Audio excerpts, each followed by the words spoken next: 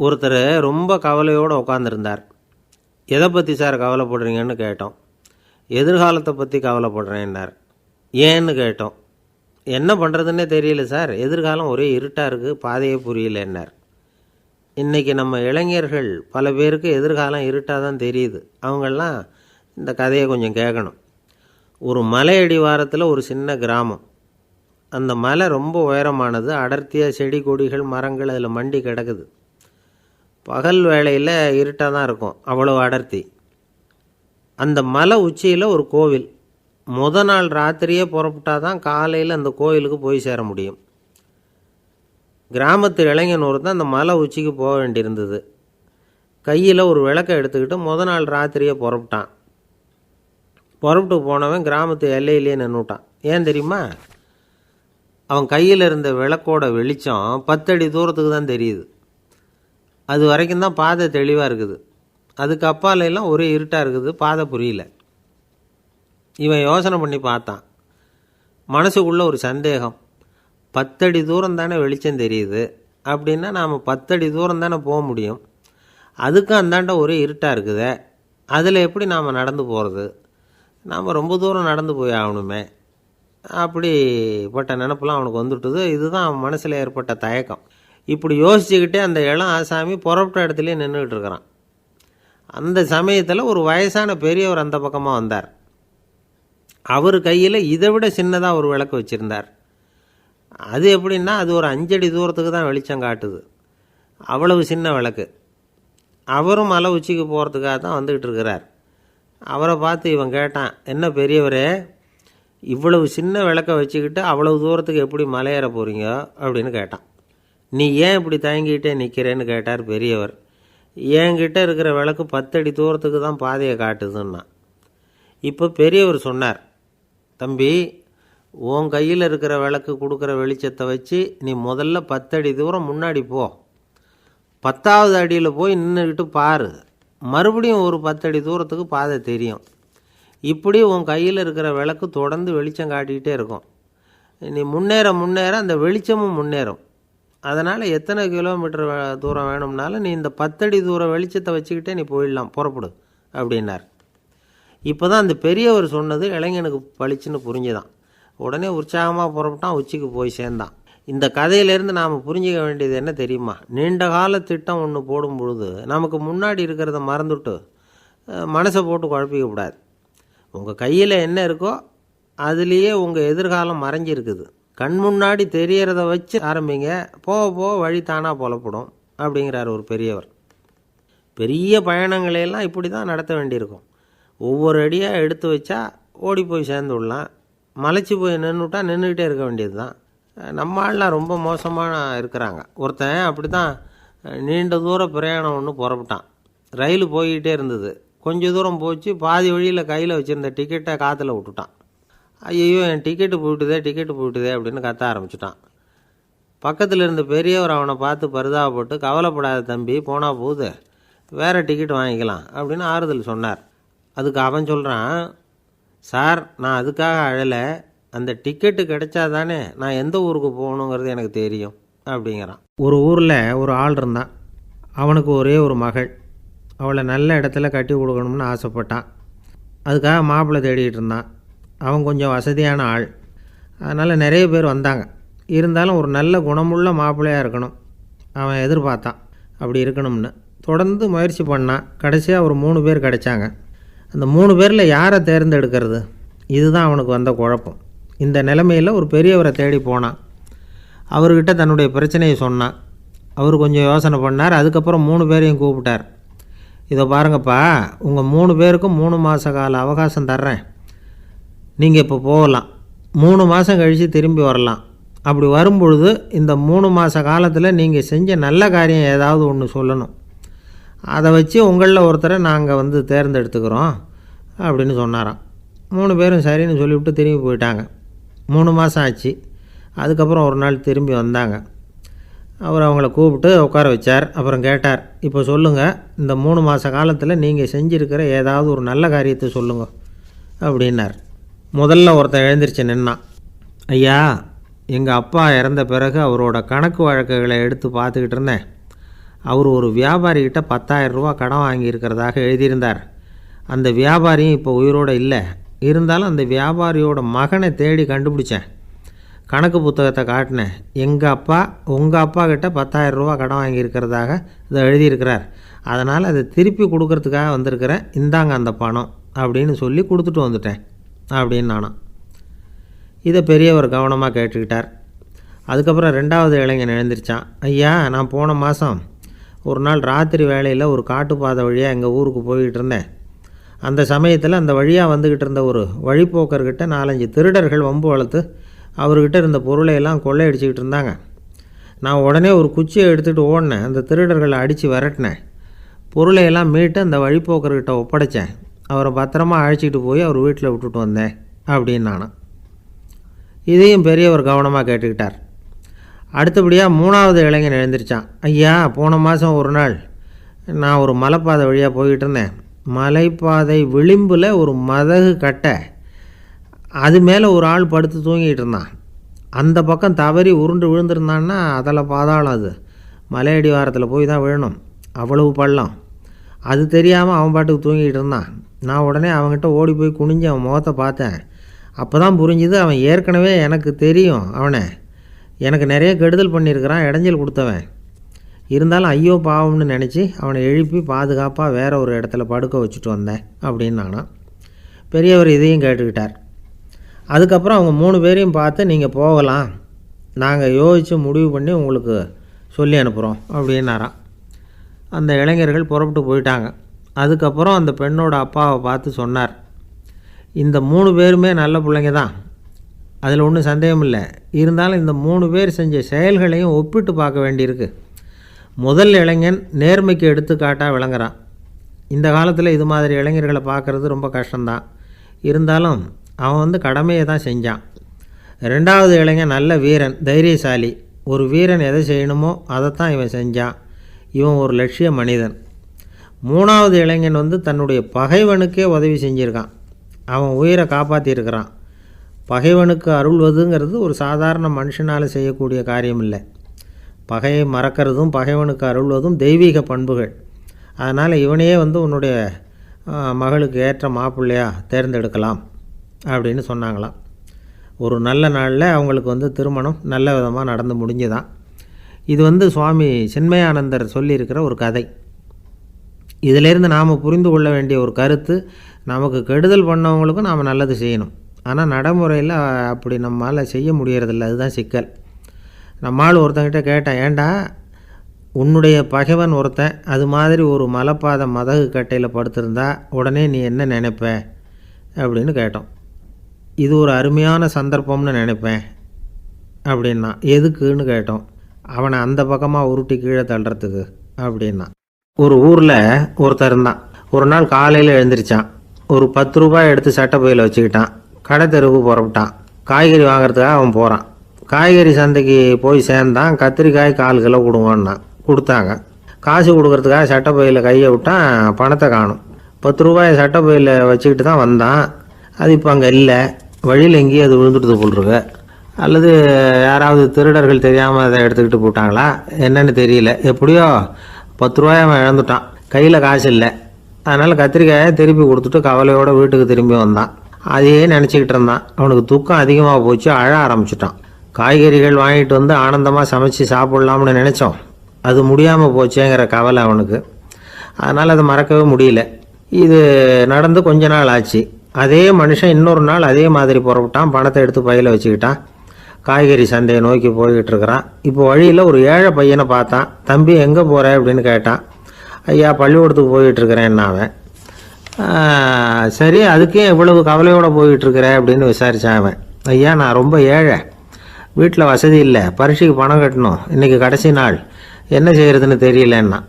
இவன் பார்த்தான். தாங்கிட்ட இருக்கிற பணத்தை எடுத்து அந்த பையன்கிட்ட கொடுத்தான். இதை வச்சுக்கோ, உடனே பணத்தை கட்டு, நல்லா படி, பரீட்சை எழுது அப்படின்னு சொல்லிவிட்டு திரும்பி வந்துட்டான். வெறுங்கையோடு திரும்பி வந்தும் வீட்டில் கேட்குறாங்க, எங்கே காய்கறின்னு வழக்கம் போல் கேட்டாங்க. இவன் நடந்ததை சொன்னான். இப்போ வீட்டில் இருந்தவங்க அவங்ககிட்ட ஒரு கேள்வி கேட்டாங்க. ஏங்க, இதே மாதிரி முன்னாடி ஒரு தடவை காய்கறி வாங்க போய் வெறுங்கையோடு திரும்பி வந்தீங்க, இப்போவும் வெறுங்கையோடு தான் திரும்பி வந்திருக்கிறீங்க, ஆனால் முன்னாடி வந்தப்போ வருத்தமாக இருந்தீங்க, இப்போ உங்கள் முகத்தில் வருத்தம் தெரியலையே அப்படின்னு கேட்டிருக்கிறான். அதாவது வீட்டில் இருக்கிறவங்க கேட்டாங்களாம். இப்போ அந்த மனுஷன் யோசிக்க ஆரம்பித்தானான், இந்த 2 நிகழ்வுகளுக்கு என்ன வித்தியாசம். போன தடவை அவன் பணத்தை இழந்தான், இந்த தடவை அவன் பணத்தை இழந்திருக்கிறான். போன தடவை யாரோ திருடிட்டு போயிட்டாங்க, இந்த தடவை அவனாவே ஒரு பையன் பேரில் இறக்கப்பட்டு எடுத்து கொடுத்துருக்குறான். அன்னைக்கு பணம் போயிட்டுதேன்னு வருத்தமாக இருந்தது, இன்றைக்கி பணம் போனாலும் மனசுக்கு மகிழ்ச்சியாக இருக்குது, நிறைவாக இருக்குது. கொஞ்சம் யோசிச்சு பாருங்கள். பணத்தை இழந்தது மகிழ்ச்சிக்கோ வருத்தத்துக்கோ காரணமாக இருக்க முடியாது. அப்படின்னா வேறு எது காரணம்? அன்றைக்கு பணத்தை இழந்துட்டேன்னு அழுதான், இன்றைக்கு பணத்தை இழந்தாலும் மகிழ்ச்சியாக இருக்கிறான்.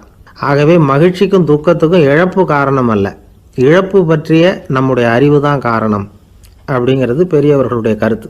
எந்த பொருளும் நமக்கு கவலையை உண்டு பண்ணுறதில்ல, அந்த பொருள் பேரில் நாம் வைக்கிற பற்று தான் கவலையை உண்டு பண்ணுது. பொருள்கள் நம்ம விட்டுட்டு போயிட்டா நாம் அழுதுகிட்டு இருக்கிறோம், நாமே அதுகளை விட்டுட்டு வந்துட்டா மகிழ்ச்சியாக இருக்கிறோம். இந்த உண்மையை புரிஞ்சுக்கிட்டு நம்முடைய வாழ்க்கையை நல்ல விதமாக அமைச்சிக்கணும். ஒரு ஆள் அழுதுகிட்டு இருந்தான், ஏன்டா அழுகுறேன்னு கேட்குறார் ஒருத்தர். இழக்கிறதுக்கு எதுவும் இல்லை அதனால் அழறேன்னா. என்னடா சொல்கிறேன்னார். கிட்ட வாங்க சொல்கிறேன்னா. இந்த மணி பர்ஸை வேற ஒருத்தன் பாக்கெட்லேருந்து திருடினேன், அப்புறம் தான் புரிஞ்சுது அவங்ககிட்ட இழக்கிறதுக்கு எதுவும் இல்லைங்கிறது. ஆமாங்க, இது காலி பர்ஸு, அதனால் இப்போ அழுதுகிட்டு இருக்கிறேன், திருடியும் பிரயோஜனம் இல்லை அப்படின்னு சொல்லிவிட்டு அழுதானா. ஒரே ஒரு ஊரில் ஒரு பாதிரியார் இருந்தார். ரொம்ப நாள் சந்தோஷமாக வாழ்ந்தார். ஒரு நாள் அவர் மடத்து சமையல் அறையில் பாத்திரங்களை கழுவி துலக்கி சுத்தப்படுத்திக்கிட்டு இருந்தார். அந்த சமயத்தில் ஒரு தேவதூதன் அவர் முன்னாடி நின்னான். இவர் நிமிர்ந்து பார்த்தார். ஆண்டவர் என்னை உங்ககிட்ட அனுப்பியிருக்கிறார், பரலோகத்தில் வாசம் செய்யறதுக்கு உங்களுக்கு நேரம் வந்துட்டுது அப்படின்னு அந்த ஆள். ஆண்டவருக்கு என்னோட ஞாபகம் வந்ததுக்கு நன்றி, ஆனாலும் இப்போ இங்கே நீயே பாரு எவ்வளவு பாண்டங்கள் பாக்கி இருக்குது, இவ்வளவையும் நான் சுத்தப்படுத்த வேண்டியிருக்கு. நான் நன்றி கெட்டவனாக இருக்க விரும்பலை. இந்த பணியை முடிக்கிற வரைக்கும் என்னுடைய பரலோக வாழ்வை தள்ளி வைக்க முடியுமா, நீ என்ன நினைக்கிற அப்படின்னு கேட்டார். தேவதூதன் தனக்கே உரிய விவேகத்தோட அன்போட பாதிரியாரை பார்த்தான். சரி, என்ன செய்யலாம்ங்கிறத அப்புறம் சொல்கிறேன் அப்படின்னு சொல்லிவிட்டு புறப்பட்டு போயிட்டான். ஒரு நாள் அந்த பாதிரியார் தோட்டத்தில் உள்ள களைகளை எல்லாம் ஒரு களை கொத்தியால் கொத்தி களை எடுத்துக்கிட்டு இருக்கிறார். அந்த சமயத்தில் இந்த தேவதூதன் மறுபடியும் அவர் முன்னாடி நிற்கிறான். பாதிரியார் பார்த்தார். இதை பாரு, இந்த தோட்டம் பூராவும் எவ்வளவு களை மண்டி கிடக்கு, பரலோகம் கொஞ்ச காலம் எனக்காக பொறுத்திருக்கலாம்னு நீ நினைக்கிறியா அப்படின்னு கேட்டார். தேவதூதன் சிரிச்சுக்கிட்டே மறுபடியும் மறைஞ்சிட்டான். மறுபடியும் அவர் களை எடுக்கிறது, தானிய களஞ்சியத்துக்கு வர்ணம் பூசுறது, இப்படிப்பட்ட வேலைகளில் ஈடுபட்டிருக்கார். இன்னொரு நாள் ஒரு மருத்துவமனையில் நோயாளிகளை கவனிச்சிக்கிட்டு ரொம்ப தீவிரமாக இருக்கிறார் அந்த பாதிரியார். ஒரு நோயாளியோட தாகத்துக்கு தண்ணீர் கொடுத்துட்டு நிமிர்ந்து பார்க்குறப்போ தேவதூதன் மறுபடியும் அவர் முன்னாடி நிற்கிறான். இந்த தடவை பாதிரியார் தன்னலமற்றவராக பேரன்பை காட்டக்கூடிய வகையில் தன்னுடைய 2 கைகளையும் உயர்த்தியபடி தேவதூதனின் கவனத்தை பிணியால் வாடக்கூடிய நோயாளிகளின் பக்கம் திருப்பினாராம். தேவதூதன் ஒன்றும் சொல்லலை, மறைஞ்சிட்டான். அன்னைக்கு சாயந்தரம் பாதிரியார் மடத்தில் உள்ள தன்னுடைய அறைக்கு போய் இளைப்பாறினார். யோசித்து பார்த்தார். தேவதூதனையும் தேவதூதனின் விருப்பத்தையும் பல நாள் தள்ளி போட்டு வந்ததையும் அவர் ரொம்ப நினச்சி பார்த்தார். திடீர்னு தான் முதுமை அடைகிறதையும் சோர்வு அடைகிறதையும் உணர்ந்தார். ஆண்டவரை நினச்சார். ஆண்டவரே, உம்முடைய தூதனை மறுபடியும் என்கிட்ட அனுப்புனா நான் சந்திக்கிறதுக்கு ஆவலாக இருக்கேன் அப்படின்னு சொல்கிறப்பவே தேவதூதன் பக்கத்தில் நின்னான். பாதிரியார் நிமிர்ந்து பார்த்தார். நீ இப்போவே என்னை அழைச்சிக்கிட்டு போக விரும்பினா நான் பரலோகத்துக்கு வர்றதுக்கு தயாராக இருக்கேன்னார். தேவதூதன் அந்த பாதிரியாரை அன்போடவும் விவேகத்தோடவும் பார்த்து, நீங்கள் என் கூட பரலோகத்துக்கு வர்ற தயாராக இருக்கிறதா சொல்கிறீங்க, ஆனால் நீங்கள் இது வரைக்கும் வேறு எங்கே இருந்ததா நினைக்கிறீங்க அப்படின்னு நானும். அப்படின்னா இது வரைக்கும் இருந்த இடம் தான் பரலோகம் அப்படிங்கிறத உணர்த்தியிருக்கிறான். பரலோகம்னா என்னென்னு புரிஞ்சுக்கிறதுக்கு இந்த சம்பவம் நமக்கு உதவியாக இருக்குது. தொண்டு செய்கிறத விட பெரிய செயல் வேறு எதுவும் இருக்க முடியாது. அது நம்ம மனசுக்கு கொடுக்குற சுகத்தை வேறு எதுவும் கொடுக்க முடியாது. நாம் தொண்டு செய்கிற இடம் தான் அந்த புண்ணிய இடம். ஆனால் இந்த காலத்துல எல்லாம் நாம் தொண்டு செய்யணும்னு நினச்சி ஏதாவது ஆரம்பித்தா கூட அதை ஒரு மாதிரியாக சுற்றி நின்று வேடிக்கை பார்க்க ஆரம்பிச்சிடுறாங்க. ஒரு பெரியவர் அப்படி தான் ஒரு தொண்டு செஞ்சுக்கிட்டு இருந்தார். ஒரு கோவில் கட்டிக்கிட்டு இருந்தாங்க. அதில் ஒரு இடத்துல ஒரு பலகையை வச்சு ஆணி அடிக்கிற வேலையை செஞ்சுக்கிட்டு இருந்தார் அந்த பெரியவர். ஒரு சின்ன பையன் அதை ரொம்ப ஊக்கமாக அக்கறையாக கவனிச்சிக்கிட்டு இருந்தான். பெரியவர் இதை கவனித்தார். என்னப்பா பார்க்குற, உனக்கும் இது மாதிரி தொண்டு செய்யணும்னு ஆசையாக இருக்கா அப்படின்னு கேட்டார். அதுக்கு அந்த பையன் சொல்கிறான், அப்படி இல்லைங்க, நீங்கள் ஆணி அடிக்கிறப்போ கையில் சுத்தியால் அடிச்சுக்கிட்டா எப்படி துடிப்பீங்க, எப்படி கத்துவீங்கன்னு தெரிஞ்சுக்கிறதுக்காக அதை பார்க்கணும்னு ஆசை, அதுக்காக தான் காத்துக்கிட்டு இருக்கேன் அப்படின்னு நானும். ரொம்ப நாளைக்கு முன்னாடி ஒரு நாள் கோவலன் நாடகம் நடந்தது, எங்கள் மதுரையில் நடந்தது. அதில் ஒரு முக்கியமான கட்டம், கண்ணகி கிட்ட சிலம்பை வாங்கிக்கிட்டு அதை விற்கிறதுக்காக மதுரை நகருக்கு புறப்படுறான் கோவலன். அந்த சமயத்தில் கண்ணகி பாடுற மாதிரி ஒரு நாடக பாடல், நாடக ஆசிரியர் எழுதினது. அது என்ன பாட்டுன்னா, மா பாவியோர் கூடி வாழும் மதுரைக்கு மன்னா போகாதீர் என்று அப்படின்னு ஆரம்பிக்கும் அந்த பாட்டு. இதுதான் அந்த பாட்டு. இதை கண்ணகி மேடையில் பாடின உடனே கூட்டத்தில் சலசலப்பு. நம்ம ஊர்லேயே நமக்கு முன்னாடியே நின்றுக்கிட்டு மா பாவியோர் கூடி வாழும் மதுரை அப்படின்னு சொல்கிறாங்களே, என்ன தைரியம் அப்படின்னு எல்லாம் குழப்பம் பண்ண ஆரம்பிச்சிட்டாங்க. மக்கள் சத்தம் போட ஆரம்பிச்சிட்டாங்க. எதிர்ப்பு குரல் அது பாட்டுக்கு வர வர அதிகமாக போட்டுது. கொண்டுக்கிட்டு வா அந்த நாடக ஆசிரியரை, எழுதுனது யார் அப்படின்னு ஒரே சத்தம், கூச்சல். வேறு வழி இல்லை. மெதுவாக மேடைக்கு வந்தார் அந்த நாடக ஆசிரியர். 4 பக்கத்திலிருந்தும் கேள்வி கணைகள். மக்களை பார்த்து கொஞ்சம் அமைதியாக இருங்கோ அப்படின்னு சொல்லிவிட்டு தன்னுடைய விளக்கத்தை சொல்ல ஆரம்பித்தார் அந்த நாடக ஆசிரியர். மா அப்படின்னு சொன்னால் திருமகளாகிய லட்சுமி அப்படின்னு அர்த்தம். பா அப்படின்னா கலைமகளாகிய சரஸ்வதி. வி அப்படின்னா மலைமகளாகிய பார்வதி. மா பாவியோர் அப்படின்னா திருமகளும் கலைமகளும் மலைமகளும், இவங்க மூவரும் அப்படின்னு அர்த்தம். இந்த 3 பேரும் வாழ்கின்ற மதுரை புனிதம் நிறைந்தது, சகல செல்வங்களும் நிறைஞ்சது. அப்படிப்பட்ட ஊரில் நான் அணிந்து கொள்ளும் இந்த சாதாரண சிலம்பை யார் வாங்கிக்குவாங்க அப்படிங்கிற எண்ணத்தோடு தான் கண்ணகி அப்படி சொல்கிறா. அதை நினச்சி தான் நான் எழுதினேன். ஆகவே மதுரையை ரொம்ப சிரமப்படுத்தணும், ரொம்ப மோசமாக எழுதணும் அப்படிங்கிற எண்ணம்லாம் எனக்கு கிடையாது. பெருமைப்படுத்தணும்னு நினச்சி தான் அப்படி எழுதினேன் அப்படின்னு விளக்கம் கொடுத்தாராம். இந்த விளக்கத்தை கேட்டதும் எல்லாரும் ரொம்ப சமாதானம் ஆகிட்டாங்களாம். இப்படி விளக்கம் கொடுத்த அந்த நாடக ஆசிரியர் யார் தெரியுமா? அவர் தான் தமிழ் நாடக உலகின் முதல் ஆசான் சங்கரதாஸ் சுவாமிகள். அவருக்கு நகைச்சுவை உணர்வும் அதிகம். 1920ஆம் ஆண்டு திருநெல்வேலியில் அவர் தங்கியிருக்கிறார் நாடகம் நடத்துறதுக்காக. அவர் தங்கியிருந்த வீட்டில் கொசு மூட்டைப்பூச்சி அதிகமாக இருந்திருக்கு. அவரால் தூங்கவே முடியல. அவர் அனுபவித்த தொல்லைகள் ஒரு பாட்டாக உருவாச்சு. வேடிக்கையாக ஒரு பாட்டு எழுதினாராம். மூட்டையும் கொசுவும் ஒரு வீட்டிலே மீட்டிங் போட்டால் முன்னே நிற்க யாரால் முடியும், கொசு மோகன ராகம் போல சத்தம் போட்டு முன்னே நின்று செய்திடும் யுத்தம். இதை மறுநாள் நாடகத்தில் கோமாளி வேஷம் போட்ட ஒரு சிறுவனை விட்டு பாட வச்சுருக்கார். எல்லாரும் சிரித்து ரசித்தாங்களாம். சங்கரதாஸ் சுவாமிகள் கல்யாணமே பண்ணிக்கல, துறவி மாதிரியே வாழ்ந்திருக்கார். தமிழ் நாடக கலைக்கு தன்னையே அர்ப்பணம் பண்ணிட்டவர் அவர். 1922 நவம்பர் மாதத்தில் ஒரு நாள் புதுச்சேரியில் அவர் வாழ்க்கை முடிஞ்சுது. அப்போ அவருக்கு வயசு 55. சங்கரதாஸ் சுவாமிகள் நாடக ஆசிரியர் மட்டும் இல்லை, மேடை நாடக இயக்குனர், தயாரிப்பாளர், அவரே ஒரு சிறந்த நடிகர். ஒரு தடவை சாவித்திரி நாடகத்தில் இவர் யமதர்மனாக வேஷம் போட்டு நடிச்சிருக்கிறார். நாடகம் பார்த்துக்கிட்டு இருந்த கருவுற்ற ஒரு பெண்மணிக்கு பயத்தினால அங்கேயே குழந்தை பிறந்துட்டு தான். அந்த நிகழ்ச்சிக்கு அப்புறம் இவர் இந்த வேஷம் போடுறப்போலாம் ஜனங்களுக்கு முன்கூட்டியே எச்சரிக்கை கொடுக்க ஆரம்பிச்சிருவாராம். அதாவது அப்படி யாராவது பயப்படுறவங்க இருந்தால் கொஞ்சம் கண்ணை மூடிங்க அல்லது எழுந்திரிச்சு போடுங்கன்னு. நடிப்புன்னா அப்படிலாம் இருக்கணும். இந்த காலத்தில் நடிகர் ஒருத்தர் சொன்னார், சார் நான் இந்த நாடகத்தில் நடிக்கிறப்போ முகத்தில் நவரசங்களையும் காட்டி நடித்தேன், உணர்ச்சிகளையெல்லாம் நல்லா காட்டி நடித்தேன். அப்படி இருந்தும் ஜனங்கள் கல் எடுத்து மேடையில் வீசிவிட்டாங்க சார் அப்படின்னார். நாடகத்தில் உங்களுக்கு என்ன வேஷம் அப்படின்னு கேட்டாங்க. அது செத்து கிடக்கிற பணமாக நடித்தேன் சார் அப்படின்னார். ஒரு காடு, அங்கே புத்தர் அவர் பாட்டுக்கு நடந்து போய்கிட்டே இருக்கிறார். அவருக்கு பின்னாடி ஒரு குரங்கு, அதுவும் தொடர்ந்து வந்துக்கிட்டே இருக்குது. புத்தர் திரும்பி பார்த்தார். குரங்கு அப்படியே குதித்து உயர எழும்பி ஒரு கிளையில் போய் உக்காந்துது. ஏன் இப்படி பண்ணுறேன்னு கேட்டார் புத்தர். என்னை சாதாரணமாக நினைக்க வேணாம், நான் மகாமந்தி, என்னால் எல்லாம் முடியும், முடியாதுங்கிற வார்த்தையே என்னுடைய அகராதியில் கிடையாது, என்ன வேணும்னாலும் செய்வேன் அப்படின்னுது. அப்படின்னா ஒரு பந்தயம் வச்சுக்கலாமான்னார் இவர். ஓ வச்சுக்கலாமேன்னுது. வேறு ஒன்றும் இல்லை, இப்போ நீ மேலே எழும்பி அந்த கிளையில் உட்காந்தது மாதிரி அங்கேருந்து தாவி என் உள்ளங்கையில் உட்காரணும், அவ்வளோதான் அப்படின்னார். அப்படி உட்காந்துட்டா என்ன பரிசு அப்படின்னு கேட்டது அது. சொர்க்கத்தில் இருக்கிற மாமன்னன் மரகத சக்கரவர்த்தியை என்னோட இருக்கும்படியாக கூப்பிட்டுக்கிறேன். அந்த சமயத்தில் அவருடைய அரியணை அங்கே காலியாகிடும், நீ அதில் போய் உட்காந்துக்கலாம். பந்தயத்தில் தோத்துட்டா ஒரு கல்ப காலம் இந்த பூமியில் வாழ வேண்டியிருக்கும், அதுக்கு பிறகு தான் என்கிட்ட வர முடியும், என்ன சொல்கிற அப்படின்னார். குரங்குக்கு தாவறது ஒரு பெரிய காரியமா? இது எனக்கு ரொம்ப சாதாரண விஷயம், என்ன இப்போவே தாவட்டுமா அப்படின்னுது. சரின்னு சொல்லி உள்ளங்கையை நீட்டினார். அவருடைய கை தாமரை இலை அளவுக்கு அப்படியே விரிஞ்சுது. குரங்கு சௌகரியமாக வந்து உட்கார்றதுக்காக. குரங்கு தாவறதுக்கு தயாராச்சு.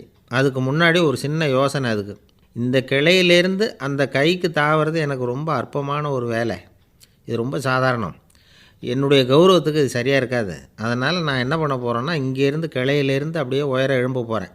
எழும்பி மேல் உலகம் போய் அங்கே ஒரு சுற்றிவிட்டு அதுக்கப்புறம் அங்கேருந்து நேராக வந்து இந்த கையில் உட்கார போகிறேன் அப்படின்னு நினச்சிது. என்ன யோசிக்கிற அப்படின்னார் புத்தர். ஒன்றும் இல்லை, இந்த பாயிரம் பார் அப்படின்னு சொல்லி தாவி உயர போயிட்டுது. கொஞ்ச நேரத்தில் வான உலகத்துக்கே போய் சேர்ந்துட்டுது. அங்கே போய் பார்த்தா அங்கே ஒரு 5 பளிங்கு தூண்கள் இளம் சிவப்பு நிறத்தில் நின்றுக்கிட்டு இருக்குது.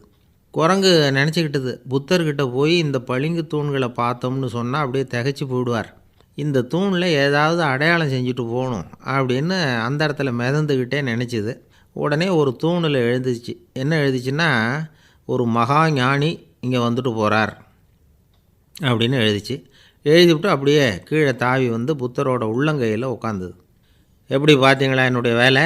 வான உலகத்துக்கே போய் அங்கே இருக்கிற 5 பளிங்கு தூண்களை பார்த்துட்டு அதில் நான் வந்த விவரத்தை எழுதி வச்சுட்டு அதுக்கப்புறம் இங்கே வந்திருக்கிறேன் அப்படின்னுது ரொம்ப பெருமையாக. அப்படியா அப்படின்னார் புத்தர். ஆமாம், சந்தேகமாக இருந்தால் வாங்க, அழைச்சிட்டு போய் காட்டுறேன் அப்படின்னுது அந்த குரங்கு. அதுக்கு தேவையில்லை, அப்படியே கொஞ்சம் கீழே குனிஞ்சு பார் தெரியும் அப்படின்னார் புத்தர். அங்கே பார்த்தா புத்தரோட உள்ளங்கை தெரிஞ்சுது. நல்லா உத்து பார்த்துது. அவரோட ஒரு விரலில் அது எழுதிய வாசகம் தெரிஞ்சுது. குரங்கு யோசனை பண்ணிச்சு, அப்படின்னா வானத்தில் நான் பார்த்தது புத்தரோட விரல்களா அப்படின்னு யோசிச்சுது. இதை புரிஞ்சுக்கிட்ட உடனே அந்த குரங்கோட கர்வம் அழிஞ்சு போச்சான். நம்ம மனசு தான் இந்த குரங்கு. மனம்ங்கிறதும் ஆணவங்கிறதும் ஒரு நாணயத்தின் 2 பக்கங்கள். மனம் உள்ளவரை ஆணவமும் இருக்கும். மனம் அழிஞ்சாதான் ஆணவம் அழியும். மனம் அழிய வேண்டும் அப்படின்னு பெரியவங்க சொல்கிறது இந்த அர்த்தத்தில் தான். நம்ம ஆளுங்க சவால் விடுறதெல்லாம் வேறு மாதிரி. ஒருத்தன் ஒரு வாய்க்காலை தாண்டுறேன்னு பந்தயம் கட்டி தாண்ட முடியாமல் வாய்க்காலில் விழுந்து காலை உடச்சிக்கிட்டு கட்டு போட்டுக்கிட்டு வந்தான். ஏன்டா அப்படின்னு கேட்டாங்க. நான் பந்தயம் கட்டின நேரம் சரியில்லை அப்படின்னா. எப்படிறான்னு கேட்டிருக்காங்க. வாய்க்காலில் தண்ணி இருக்கிற நேரமாக பார்த்து பந்தயம் கட்டியிருக்கணும் அப்படின்னானா. ஒரு ஊரில் ஒரு ஞானி இருக்கிறார், ரொம்ப பெரிய ஞானி, ரொம்ப வயசாகிட்டுது. கடைசி காலத்தில் அவர்கிட்ட சில பேர் வந்தாங்க. உங்கள் குரு யார் அப்படின்னு கேட்டாங்க. அவர் நிமிர்ந்து பார்த்தார். எனக்கு ஆயிரக்கணக்கான குருமார்கள் உண்டு, அவங்க பேரெல்லாம் சொல்லணும்னா இந்த காலம் பத்தாது, ஆனால் முக்கியமான ஒரு 3 பேரை பற்றி மட்டும் உங்களுக்கு சொல்கிறேன் அப்படின்னாராம். அப்புறம் சொன்னார், அந்த 3 பேரில் ஒருத்தன் ஒரு திருடன். ஒரு சமயம் ஒரு பாலைவனம் வழியாக நான் போய்கிட்டு இருந்தேன். அப்போது வழி தவறி போய் ஒரு கிராமத்துக்கு போயிட்டேன்.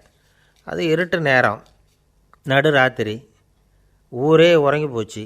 அந்த நேரத்தில் ஒரு ஆள் மட்டும் ஒரு வீட்டு சுவத்தில் ஏதோ பண்ணி உள்ளே நுழையிறதுக்கு முயற்சி பண்ணிகிட்ருக்கிறான். அவங்கிட்ட போய் நான் இன்றைக்கி இங்கே எங்கே தங்க முடியும் அப்படின்னு கேட்டேன். அதுக்கு அவன், இந்த ராத்திரி வேளையில் அது ரொம்ப சிரமம், ஒரு திருடனோட உங்களால் தங்க முடியும்னா நீங்கள் என்னோட தங்கலாம் அப்படின்னா. நான் அவங்க கூட 1 மாதம் தங்கியிருந்தேன். ஒவ்வொரு நாள் ராத்திரியும் இப்போ நான் என்னுடைய வேலைக்கு போகிறேன், நீங்கள் ஓய்வு எடுத்துக்கோங்க அப்படின்னு சொல்லிவிட்டு போவான். அவன் திரும்பி வந்த உடனே உனக்கு ஏதாவது கிடச்சிதான்னு நான் கேட்பேன். அதுக்கு அவன், இன்றைக்கி ராத்திரி ஒன்றும் இல்லை, நாளைக்கு மறுபடியும் முயற்சி பண்ணுவேன் அப்படின்பா. எப்பவும் அவன் நம்பிக்கை இழந்ததே கிடையாது, எப்பவும் சந்தோஷமாகவே இருப்பான். நானும் ரொம்ப காலமாக தியானம் பண்ணிக்கிட்டே இருந்தேன், ஒன்றுமே நடக்கலை.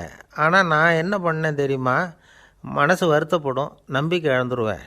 அப்போல்லாம் அந்த திருடனுடைய விடாமுயற்சி தான் ஞாபகத்துக்கு வரும். அதனால் அந்த திருடன் எனக்கு ஒரு குரு. என்னுடைய 2வது குரு யாருன்னா அது ஒரு நாய்.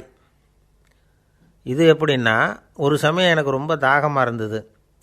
ஒரு நதியை நோக்கி போய்கிட்டு இருந்தேன். அப்போது ஒரு நாயும் வந்தது. அதுக்கும் தாகம். ஓடி வந்து ஆற்றை பார்த்துது. அதோட நிழல் வந்து ஆற்றுல தெரிஞ்சுது. அதை பார்த்ததும் பயந்துட்டுது. அதாவது அது தன்னுடைய சொந்த உருவத்தையே கண்டு பயந்தது. அதை பார்த்து குறைக்குது, திரும்பி ஓடிச்சு. ஆனால் அதுக்கு தாகம் அதிகமாக இருந்ததுனால அது மறுபடியும் திரும்பி வந்தது. பார்த்தா மறுபடியும் தண்ணியில் நாயோட உருவம் தெரியுது. இப்படி சில தடவை பண்ணிச்சு. இருந்தாலும் கடைசியில் தண்ணியில் குதிச்சுட்டுது துணிஞ்சி. இப்படி குதித்த உடனே அதோட உருவமும் மறைஞ்சுட்டுது. இதை பார்த்தேன். நான் என்ன புரிஞ்சுக்கிட்டேன்னா, எவ்வளவு தான் பயம் இருந்தால் கூட ஒருத்தன் தைரியமாக காரியத்தில் இறங்கணும் அப்படிங்கிறத புரிஞ்சுக்கிட்டேன். இந்த போதனை அந்த நாய்கிட்ட இருந்து எனக்கு கிடைச்சிது. இது ஒன்று. அடுத்தது என்னுடைய 3வது குரு யாருன்னா, அது ஒரு சின்ன குழந்தை. நான் ஒரு சமயம் ஒரு நகரத்துக்கு போனேன். அங்கே ஒரு குழந்தை எரிகிற மெழுகுவத்தி ஒன்று எடுத்துக்கிட்டு வந்தது. நான் அந்த குழந்தைய பார்த்து வேடிக்கையாக கேட்டேன், ஏன் பாப்பா இந்த மெழுகுவத்தியை நீயாவே கொளுத்துனியா அப்படின்னு கேட்டேன். ஆமான்னுது அந்த குழந்தை. சரி, இந்த மெழுகுவத்தி முன்னாடி எரியாமல் இருந்தது, இப்போ எரியுது. இந்த மெழுகுவத்திக்கு வெளிச்சம் எங்கேருந்து வந்தது, அதை எனக்கு காட்ட முடியுமா அப்படின்னு கேட்டேன் அந்த குழந்தைகிட்ட. இதுக்கு அந்த குழந்தை சிரிச்சுக்கிட்டு அந்த மெழுகுவத்தியை ஊதி அணைச்சுட்டுது. அதுக்கப்புறம் என்னை பார்த்து கேட்டுது, இப்போ இந்த மெழுகுவத்தியின் வெளிச்சம் போனதை பார்த்தீங்க இல்லையா, அது எங்கே போச்சுன்னு எனக்கு சொல்லுங்க அப்படின்னுது. அந்த குழந்தை இப்படி கேட்டதும் என்கிட்ட இருந்த ஆணவம் அழிஞ்சுட்டுது. நான் படித்ததெல்லாம் அந்த வினாடியில் சுக்கு நூறாக போயிட்டுது. என்னுடைய முட்டாள்தனத்தை நான் உணர்ந்தேன் அப்படின்னு இவ்வளவும் அந்த ஞானி விவரமாக சொன்னாராம். அதனால் நாம் இன்னார்கிட்டே இருந்து தான் இதை கற்றுக்கணுங்கிறது இல்லை, யாருக்கிட்டே இருந்தும் எதையும் கற்றுக்கலாம். நம்மால் ஒருத்தன் ஒரு நாய் வளர்த்துக்கிட்டு இருந்தான். அந்த நாய்க்கு வால் கிடையாது. யாரோ ஏற்கனவே வெட்டி எடுத்துட்டாங்க. இந்த நாய் தான் சார் எனக்கு குரு, அதுக்கிட்டே இருந்து கூட நான் பாடம் கற்றுக்கிட்டு இருக்கிறேன் அப்படின்னா. அப்படி என்ன கற்றுக்கிட்டேன் அந்த வால் இல்லாத நாய்கிட்டே இருந்து அப்படின்னு கேட்டோம். நாம் யாருக்கிட்டேயும் வாலாட்டக்கூடாது அப்படிங்கிற பாடத்தை அதுக்கிட்டே இருந்து தான் நான் கற்றுக்கிட்டேன் அப்படின்னா. ஒரு அம்மா, அவங்களுக்கு 35 வயசு இருக்கும். குடும்பத்தில் எந்த கஷ்டமும் இல்லை. இருந்தாலும் காரணம் இல்லாமல் பிள்ளைங்க பேரில் கோவப்படுறது, எரிஞ்சு விழுறது அவங்க வழக்கம். பிள்ளைங்க அழும். உடனே அவங்க மனசும் சங்கடப்படும். இன்னொரு அம்மா, நல்ல வேலையில் இருக்கிறவங்க, வாரத்துக்கு ஒரு தடவையாவது தலைவலி வந்துடும். இவங்களுக்கெல்லாம் உடம்புல எந்த கோளாறும் இல்லை, மனசு மட்டும் சரியாக இருக்காது. தூக்க மாத்திரை கையில் வச்சுருப்பாங்க. 30-35 வயசுடைய பெண்களுக்கு சர்வசாதாரணமாக காணப்படுகிற மனக்கோளாறு இது. இதுக்கு பேர் மனவாட்டம், டிப்ரெஷன், மனமடிவு அப்படின்னு சொல்லலாம். இந்த நோய்க்கு அறிகுறி என்ன தெரியுமா? மனசில் வருத்தமான உணர்வு இருக்கும். அடிக்கடி அழலாம் போல தோணும். முன்னால் எல்லாம் எந்தெந்த செயலில் ஆர்வம் இருந்ததோ அதெல்லாம் குறைஞ்சிரும், அல்லது சுத்தமாகவே ஆர்வம் இல்லாமல் போயிடும். சில பெண்கள் இளம் வயசில் பக்கத்தில் இருக்கிறவங்க கிட்ட கலகலப்பாக பேசுவாங்க, வீட்டை அலங்கரிக்கிறதுல ஆர்வம் இருக்கும். இப்போ அதிலெல்லாம் ஆர்வம் இல்லாமல் போயிடும். எந்த வேலை செஞ்சாலும் சீக்கிரம் களைப்பு அடைஞ்சுடுறது மாதிரி ஆகிடும். நமக்கு யாருமே உதவியாக இல்லை, நம்ம எல்லோரும் கை விட்டுட்டாங்க போல் இருக்குதே அப்படிங்கிற உணர்வுலாம் உண்டாகும். தன்னைத்தானே குறை சொல்லிக்குவாங்க. நாம் தப்பு பண்ணிவிட்டோம் போல் இருக்குதே அப்படின்னு தோணும். குற்றம் பண்ணிட்டதா நினச்சி கஷ்டப்படுவாங்க. பசி இருக்காது, தூக்கத்தில் தொந்தரவு இருக்கும். அடிக்கடி செத்து போடலாங்கிற உணர்வு வரும். தற்கொலை பண்ணிக்கலாங்கிற எண்ணம் உண்டாகும். சில பேர் தற்கொலை முயற்சியில் கூட ஈடுபடுவாங்க. சில பேருக்கு பலவிதமான உடல் வலிகள் இருக்கும், பலவீனம் இருக்கும், சீக்கிரமாக களைப்படைஞ்சு போடுவாங்க. இதெல்லாம் மனவாட்ட நோய்க்கான தன்மைகள். இந்த மனவாட்டம், அதாவது டிப்ரெஷனை 2 வகையாக பிரிக்கலாமா. ஒன்று தானாக உண்டாக்கிக்கிறது, இன்னொன்று எதிர் விளைவை உண்டு பண்ணுகிற அல்லது நரம்பு சம்பந்தப்பட்ட டிப்ரெஷன். தானாக உண்டாக்கிக்கிற மனவாட்ட நோய் இருக்குது பாருங்கள், அதுக்கு ஏதாவது சூழ்நிலை காரணமாக இருக்கலாம், அல்லது இல்லாமலும் போகலாம். மூளையில் டொப்பாமைன் அல்லது செரட்டோனின் இதோட அளவு குறையும் பொழுது இந்த டிப்ரெஷன் உண்டாகுது. இதுக்கு ஓரளவு பிறவி காரணங்கள் கூட இருக்கலாம். குடும்பத்தில் வேறு சிலருக்கும் வரலாம். பாதிக்கப்பட்ட பெண்ணை பார்க்குறதுக்கு பலவீனமாக தெரியும், கடுமையான குற்ற உணர்வு இருக்கும், தனியாக இருக்கிறதுக்கு ஆசைப்படுவாங்க, நடு ராத்திரியில் எழுந்திரிச்சு உட்காந்து கஷ்டப்பட்டுக்கிட்டு இருப்பாங்க, கொடூரமான முறையில் தற்கொலை பண்ணிக்க முயற்சி பண்ணுவாங்க, தீ வச்சுக்கிறது, அமிலத்தை குடிக்கிறது, தூக்கில் தொங்குறது. இப்படி தானாக வரவழைச்சிக்கிற மனவாட்ட நோய் மறையக்கூடிய நோய். ஒரு தடவை வந்தால் 3லேருந்து 6 மாதம் வரைக்கும் நீடிக்கும்.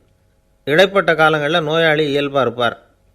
எதிர் விளைவை உண்டு பண்ணுகிற அல்லது நரம்பு சம்பந்தப்பட்ட மனவாட்ட நோய் எப்படின்னா, கணவன் மனைவி, மாமியார் மருமகள், இப்படிப்பட்ட உறவு முறை பிரச்சனைகள், தோல்விகள், எரிச்சல்கள், ஆஃபீஸு பிரச்சனை, இப்படிப்பட்ட சூழ்நிலையால் உண்டாகிறது. எல்லாத்துக்கும் மருந்து இருக்குது, மார்க்கம் இருக்குது, கவலைப்பட வேண்டியதில்லை, தைரியமாக இருக்கணும். உளவியல் மருத்துவம் இதுக்கு ரொம்ப உபயோகமாக இருக்கும். சில பெண்களை பாருங்கள், அவங்க எதுக்கும் அலட்டிக்கிறது இல்லை. ஒரு அம்மா அப்படி தான் தன்னுடைய கணவனை அழைச்சிக்கிட்டு ஒரு மனநோய் மருத்துவர்கிட்ட வந்தாங்க. டாக்டர், எங்கள் வீட்டுக்காரர் திடீர்னு ஒரு மாதிரி ஆயிட்டார், வித்தியாசமாக நடந்துக்கிறார். எப்படின்னா, இவர் தன்னையே ஒரு ஒட்டடை குச்சியாக நினச்சிக்கிட்டு இருக்கிறார். அப்படி நினச்சிக்கிட்டு தன்னுடைய தலையாலேயே வீட்டில் உள்ள ஒட்டடையெல்லாம் தொடச்சிக்கிட்டு இருக்கிறார் அப்படின்னாங்க. எவ்வளவு நாளாக அப்படி இருக்குதுன்னு கேட்டார் டாக்டர். ஒரு வாரமாக அப்படி இருக்குது அப்படின்னாங்க அந்த அம்மா. அப்படின்னா முன்னாடியே ஏன் அழைச்சிட்டு வரல அப்படின்னு கேட்டார் டாக்டர். வீடு பூரா சுத்தமாகட்டுமேனு பார்த்துக்கிட்டு இருந்தேன் டாக்டர் அப்படின்னாங்களாம் அந்த அம்மா.